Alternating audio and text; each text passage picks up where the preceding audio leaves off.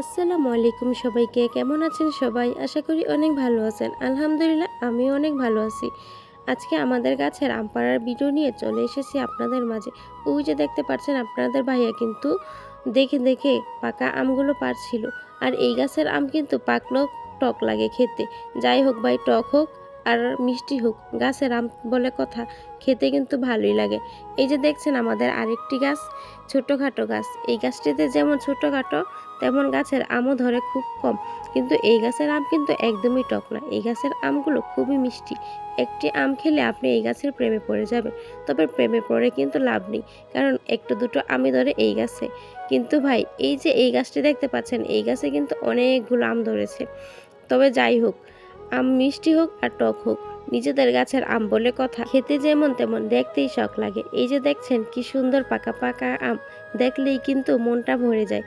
এবার খাই বা না খাই, চোখগুলো জুড়িয়ে গেল এই গাছের পাকা আমগুলো দেখে। যাই হোক, অনেকে তো বকবক করলাম, ভিডিওটা কেমন লেগেছে সেটা তো আর আপনাদের কাছে জিজ্ঞেস করা হলো না। যাই হোক, ভিডিওটা যদি ভালো লেগে থাকে তাহলে কিন্তু অবশ্যই কমেন্টের মাধ্যমে একটু বলে যাবেন যে আমার ভিডিওটা কেমন হলো। আমি নতুন, হয়তো অনেক ভুল ত্রুটিও থাকতে পারে, আর যদি কোনো ভুল থেকে থাকে সেটাও আমাকে বলে যাবেন। ভালো থাকবেন সবাই।